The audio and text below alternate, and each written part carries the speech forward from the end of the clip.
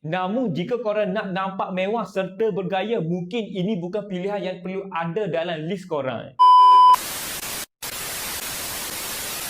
Hai guys, Assalamualaikum warahmatullahi wabarakatuh dan salam sejahtera. Bertemu lagi kita dalam Afi Project. Terima kasih kepada korang yang sudah klik video ini. Alright guys, so dalam video kita kali ini kita nak tengok mengenai 5 MPV second hand yang masih berbaloi lagi dibeli di tahun 2026 hari ini. Walaupun MPV yang dilistkan ini ada kalanya kita dah boleh dapati bawah daripada RM20,000. Kenapa saya katakan ianya agak berbaloi lagi dibeli di tahun-tahun sebegini? Ini kerana harga alat ganti yang agak murah, fuel consumption yang tidaklah begitu tinggi sebagaimana MPV di luar sana. Masih ramai lagi yang mencarinya, lebih tepat lagi ramai komuniti, dan yang paling penting ia merupakan antara MPV value for money. Tanpa bercakap banyak lagi, jom kita tengok kereta apakah yang disenaraikan kali ini. Pertama, Toyota Sinta. Saya percaya mungkin ada yang tak kenal MPV daripada Toyota ini. Toyota Sinta masa mula-mula ia keluar dulu ramai yang pandang biasa sahaja kereta ini. Namun sejak beberapa tahun lepas kereta-kereta MPV saiz pertengahan sebegini masuk balik ke pasaran Malaysia, Sinta mula dipandang kembali. Okey, jom kita tengok apa kelebihan yang ada pada MPV kecil daripada Toyota ini. Pertama sekali kita lihat Toyota Sinta mempunyai pintu sliding door dua belah, sesuai untuk tempat sepik anak kecil, orang tua mudah keluar masuk. Dan yang paling penting ianya didatangi dengan pintu power door. Kedua, daripada segi enjin memang tidak cerewet sebab ianya menggunakan enjin yang sama pada Toyota Vios, iaitu 2NR FE.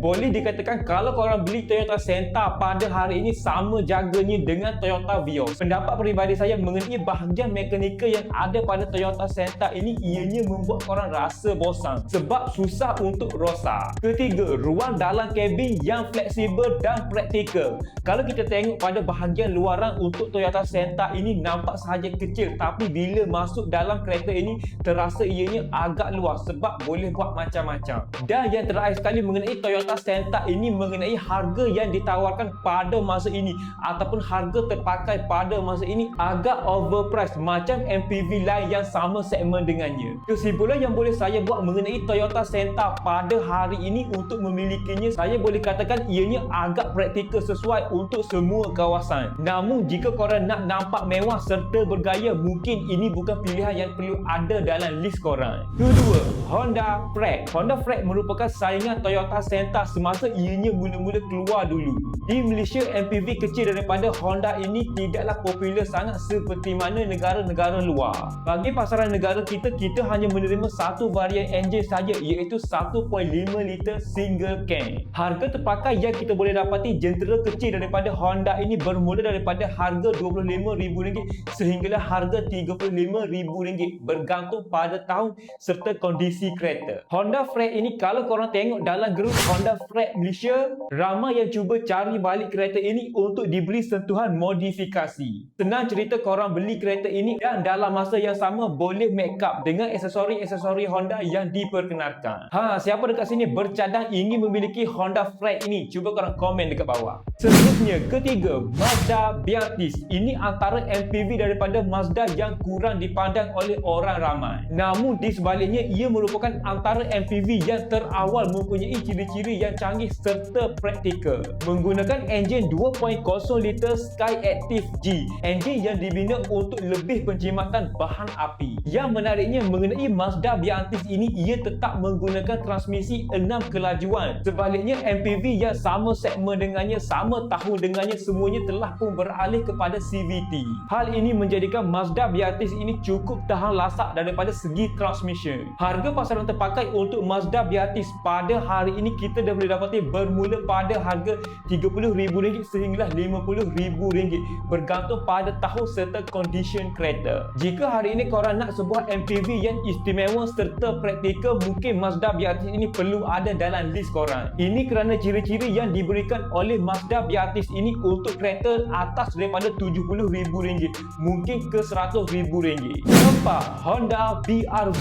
Di video saya yang lepas pun ada juga saya nyatakan tentang kelebihan serta kelemahan yang ada pada Honda BR-V ini. Namun untuk video kali ini kita nak tengok kenapa kereta ini masih lagi berbaloi lagi dibeli di tahun 2026 hari ini. Mula-mula sekali kita lihat, saya boleh katakan untuk pasaran used car mengenai Honda BR-V ini ianya agak laku keras. Lebih tepat lagi, used car tak pegang lama kereta ni. Masa mula-mula Honda BR-V keluar tempoh hari, jentera ini tidak mendapat sambutan yang hangat di pasaran rakyat Malaysia. Ini kerana mungkin disebabkan oleh bentuk bodi yang agak pelik bagi sesetengah orang. Antara ciri-ciri yang ada pada Honda BR-V adalah mempunyai 7 tempat duduk sebagai sebuah crossover compact. Ada dua varian sahaja yang diperkenalkan untuk pasaran negara kita, iaitu E dan V. Kedua-dua varian ini menggunakan enjin 1.5 liter. Harga baru untuk Honda BR-V semasa ia mula-mula diperkenalkan tempoh hari bermula pada harga RM86,000 sehingga RM98,000. Namun untuk unit second hand di tahun-tahun sebegini, kita dah boleh dapati untuk Honda BR-V ini bermula pada harga RM35,000 sehingga RM50,000, bergantung pada tahun serta kondisi kereta. Kalau korang hari ini salah seorang peminat Honda yang tega nak cari sebuah MPV yang kecil, ekonomi, mungkin ini pilihan yang terbaik. Siapa dekat sini pengguna Honda BR-V ini ataupun korang dah bercadang ingin memiliki Honda BR-V ini? Cuba korang komen dekat bawah pengalaman anda serta apa yang anda tahu tentang Honda BR-V ini. Alright, seterusnya kita masuk yang terakhir sekali, iaitu yang kelima. Ia adalah Toyota Avanza. Mesti korang terkejut kenapa Avanza ada dalam list ini. Sebenarnya di tahun-tahun sebegini mungkin ada yang tak pandang dengan Toyota Avanza ini. Namun percayalah, pada hari ini jika korang memiliki sebuah Toyota Avanza ini, ianya cukup praktikal daripada segi harga serta kegunaannya. Yang paling penting daripada segi enjin, cukup tahan lasak dan penggunaan bahan api yang agak rendah walaupun usia kereta ni dah lama. Kalau kita lihat sejarah pengeluaran Toyota Avanza ini, ianya mula diperkenalkan pada tahun 2003 sehingga tahun 2014. Sepanjang pengeluaran Toyota Avanza ini terdapat dua generasi yang diperkenalkan. Namun untuk generasi ketiga ianya diteruskan dengan Toyota Veloz. Jika hari ini korang nak cari Toyota Avanza ini ada bajet lebih sedikit, ambil model last production sekitar tahun 2011 sehingga tahun 2014. Namun untuk harganya mungkin agak mahal sedikit. Kenapa saya katakan begitu? Sebab kereta pun masih baru lagi dan besar kemungkinan mungkin tidak ada kos yang besar untuk dibaiki. Pada hari ini dengan harga yang ditawarkan untuk Toyota Avanza ini, saya boleh katakan cukup berbaloi kalau korang ada satu kereta sekalipun. Sesuai sangat untuk family, kerja dan perjalanan yang jauh. Guys, so itu adalah 5 MPV second hand yang masih lagi berbaloi dibeli di tahun-tahun sebegini dengan kos yang agak rendah.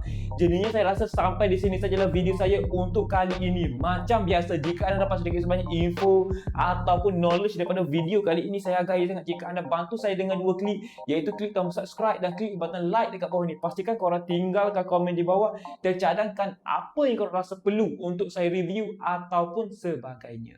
Terima kasih.